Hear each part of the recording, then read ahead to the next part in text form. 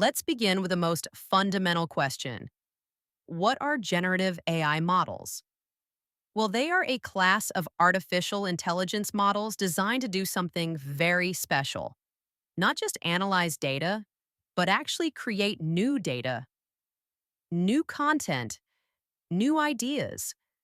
Imagine an AI that can write a story, paint a picture, compose a song, or even design a video game level, all on its own. That's the power of generative AI.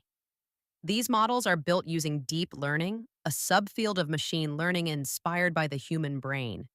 They rely on what's called a neural networks, which are systems that learn by example, just like we do. They study massive data sets, texts from books and websites, images from all over the internet, even hours and hours of music or code. And here's the magic part. They don't just memorize this information, they learn patterns, understand styles, tones, structures, and then generate new content that follows those patterns. It's like giving a robot the ability to be creative. But here's the thing, not all generative AI models work the same way. There are different types, each with a specific structure and purpose. For example, transformer based models like GPT or BERT are great with language. They understand grammar, meaning, and flow, and they can generate human like text. Then we have GANs, or generative adversarial networks. These are perfect for creating images. They can generate faces, art, clothes, even fake videos. There are also diffusion models, which work by turning noise into high quality images. Sounds strange, doubt this, but the results are stunning. And let's not forget VAEs, or variational autoencoders. These models help blend styles and create smooth transitions between visual elements. Each of these has unique strengths, and together, they form the backbone of the creative AI revolution we're seeing today. Whether it's writing a blog post, designing a logo, composing a jingle, or building a synthetic voice, generative AI makes it possible instantly.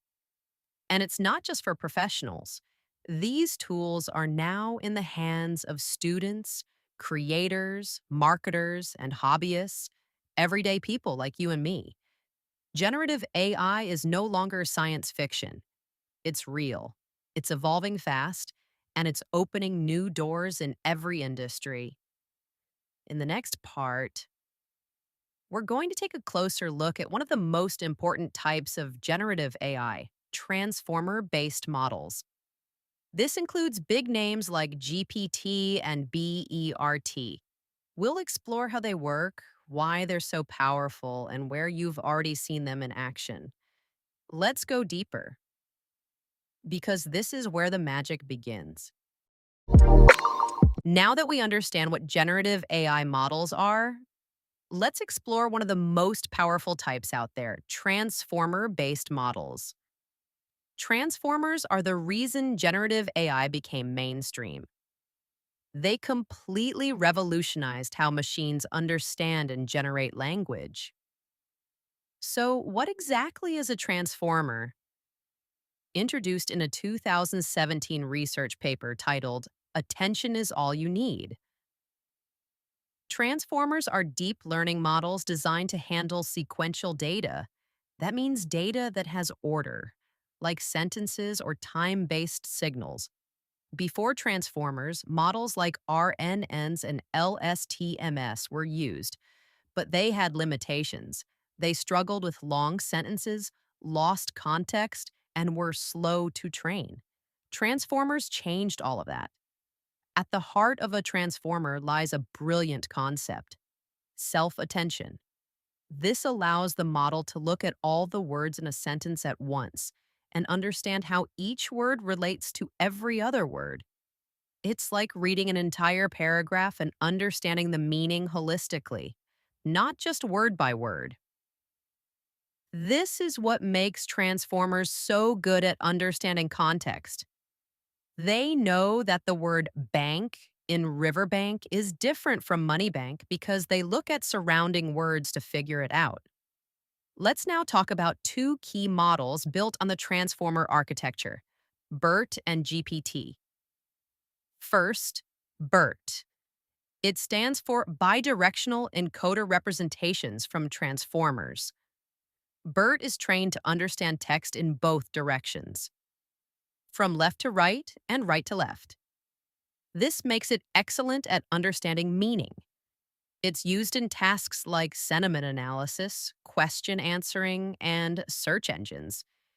In fact, Google uses BERT in its search algorithm. But here's the catch: BERT is not really a generative model. It's great at understanding text, but it doesn't create long passages or full articles. That's where GPT comes in. GPT stands for Generative Pre-trained Transformer. It reads text from left to right, and it's designed specifically for generating new content. Think of GPT like an advanced autocomplete on steroids. You type a sentence, it continues in a way that sounds completely human. GPT models are trained on massive datasets, books, websites, conversations, and they learn how to write, answer, summarize, translate, even joke. As the versions progressed from GPT-1, GPT-2 to GPT-3 and beyond, the models got bigger, smarter, and more capable. GPT is what powers tools like ChatGPT, and it's the model that's made generative AI go viral. From writing emails to coding apps to composing poetry, GPT makes it look easy. So, in short, BERT equals great at understanding language. GPT equals great at generating language. Both use transformers. Both are incredibly powerful. And both are helping machines understand and speak our language. Up next, we'll explore another major player in generative AI, GANs or generative adversarial networks. These models don't deal with language. They generate images, faces, artwork, and even deep fakes. Let's dive into the world of visual generation in the next part. All right, now let's talk about one of the most visually powerful models in the world of generative AI GANs, short for generative adversarial networks. GANs are behind some of the most realistic AI generated images you've ever seen, from deep fake videos to imaginary celebrities to surreal artwork that looks like it came from a human artist. GANs are the magic behind the scenes. So, what exactly is a GAN? Well, imagine a game between two neural networks. Yes, two AIs locked in a creative competition. One is called the generator, and the other is the discriminator. Let's break it down. The generator has one job: to create something fake, but make it look real. The discriminator has the opposite job: to look at both real and fake data and decide which is which. The generator tries to fool the discriminator, and the discriminator tries to catch the generator's fake outputs. At first, the generator isn't very good. It creates blurry, unrealistic images. But every time it gets caught, it learns, it improves. And the discriminator? It also gets better at spotting the fakes. This back and forth battle continues until the generator becomes so good at faking it that even the discriminator can't tell what's real and what's not. That's when the generator wins, and we get ultra realistic outputs. Now, what can GANs actually do? The answer is a lot. Generate faces of people who don't exist, turn sketches into lifelike photos, convert daytime images into night, enhance image resolution, create fashion designs, architecture plans, or anime characters. Even create fake videos that look scarily real. That's what we call deep fakes. GANs are being used in art to generate completely new styles in artwork movies, for effects, characters, or even digital actors. Science to simulate medical images, fashion, to design clothes before stitching even begins. But like every powerful tool, GANs come with risks. They can be used to spread fake news, generate false identities, or manipulate real video evidence. That's why ethical considerations are a big part of GAN development. Still, their creative potential is unmatched. GANs aren't just generating images, they're pushing the boundaries of what machines can imagine. So to recap, GANs equals generator plus discriminator in a creative battle, used to create images, videos, and visual art. Extremely powerful, but must be used responsibly. Up next, we're diving into the training techniques that help these models learn, like unsupervised learning, reinforcement learning, and fine tuning. Let's find out how AI actually learns to be creative in the next part. Now that we've looked at the powerful models behind generative AI, like transformers, VAEs, and GANs, it's time to understand how these models actually learn. Because here's the truth: even the smartest AI starts off knowing nothing. It's through training that it becomes intelligent, creative, and useful. So, in this part, we're going to explore the training techniques that teach AI how to generate amazing outputs. Let's start with the basics. At the heart of all training is data, lots of it: text, images, audio, video. The AI consumes massive data sets. But how does it learn from that data? There are several training techniques, and each plays a unique role in shaping AI's abilities. 1. Supervised learning. In supervised learning, the model is trained using labeled data. That means every input comes with a correct answer. For example, you feed the model a sentence. The capital of France is, and the correct output is Paris. The model learns by comparing its guess with the correct answer and adjusting itself every time it gets it wrong. Supervised learning is great for tasks like translation, classification, or question answering. But there's a problem. Labeling data takes a lot of human effort. 2. Unsupervised learning. Now, here's where it gets interesting. In unsupervised learning, the model is given raw data without any labels, no right answers, just patterns to discover. It learns on its own by spotting similarities, clusters, or hidden relationships in the data. This is how models learn to generate things like summaries, images, or music, by understanding the natural patterns in the content. Unsupervised learning is a big part of generative AI because creativity doesn't always have a correct answer. 3. Reinforcement learning.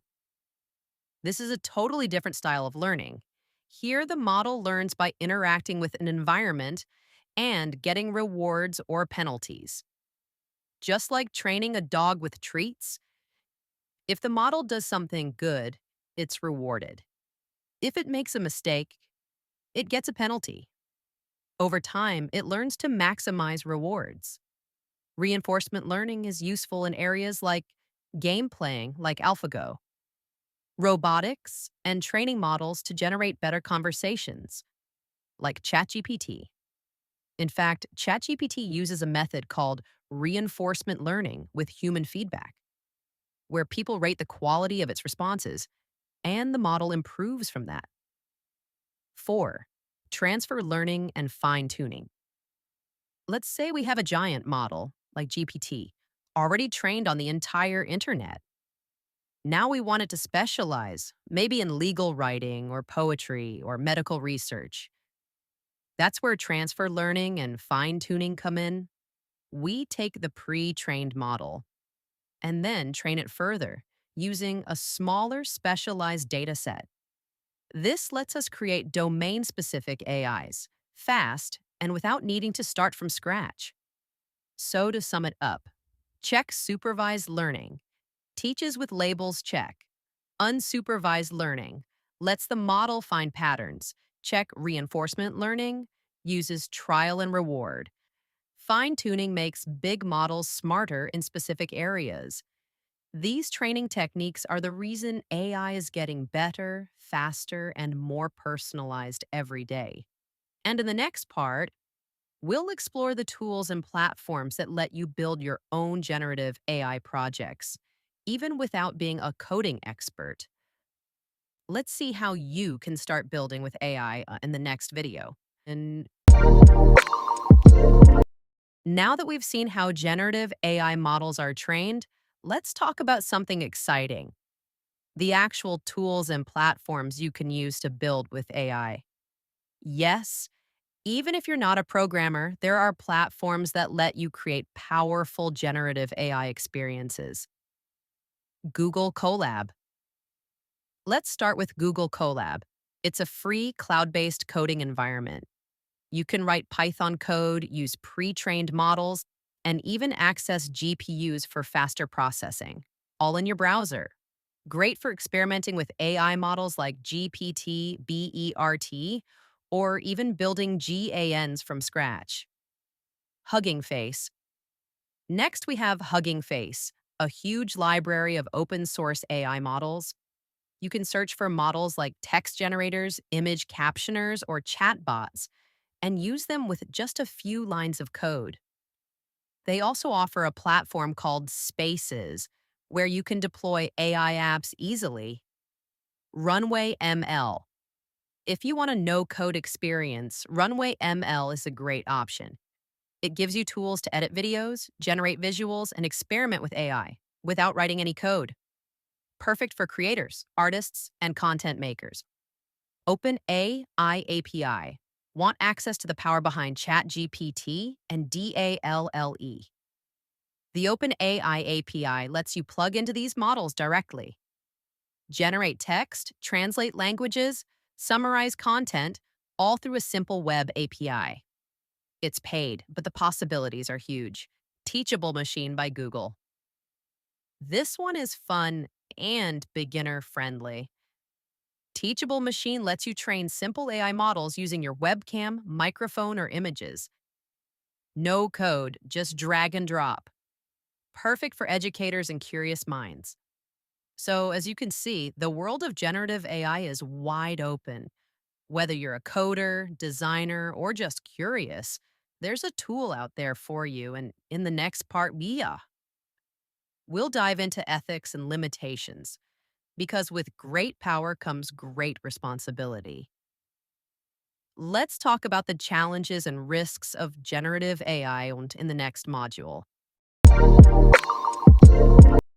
When we talk about generative AI, we often hear terms like open source and proprietary. So, what's the difference? Open source models, like Bloom, GPTJ, or Stable Diffusion, are freely available to use, modify, and improve. They're developed by communities or research groups and encourage transparency. You can download them, study their architecture, and even retrain them on your own data. It's all about collaboration and innovation. On the other hand, proprietary models like ChatGPT, DALLE, or Claude are owned and maintained by private companies. These are often more powerful, but you can't see their inner workings. You use them through paid APIs or limited platforms. They offer ease of use, but come with restrictions on access, data, and transparency. So, what should you use? If you want control, transparency, and flexibility, go for open source. If you want speed, power, and ease, proprietary might suit you better. And in the next slide, we'll look at the best practices for working with these models effectively. When working with generative AI, like whether for fun, study, or business, there are some key best practices to follow. Be clear with your prompts. The better your input, the better the output. Generative models don't understand like humans do, they follow patterns. So be specific. Give context and test variations. Always review the output. AI can hallucinate or make up information. Never trust it blindly. Always check and validate what it gives you. Avoid sensitive or harmful content. Never generate hate speech, misinformation, or biased material. You are responsible for how the AI is used, ethically and legally. Respect copyright and data privacy. Don't input confidential or private data. And be cautious when using AI generated content for commercial use. Stay up to date. This field evolves fast. New models, updates, and regulations are emerging all the time. Treat generative AI like a creative partner and not a magic box. Guide it. Don't let it replace your judgment. Up next, we'll explore real world use cases and success stories so you can see how AI is making an impact across industries. Generative AI is already making waves across industries. In marketing, it helps create personalized content like emails and ads in seconds. In education, AI tools assist teachers by generating quizzes, notes, and visual aids. In healthcare, it's speeding up research, from drug discovery to patient summaries. In film and gaming, it supports storytelling, visuals, and design, unlocking endless creativity. These are real tools, solving real problems. Today, in the next module, we'll explore the risks, ethical issues, and challenges that come with generative AI and why responsible use matters.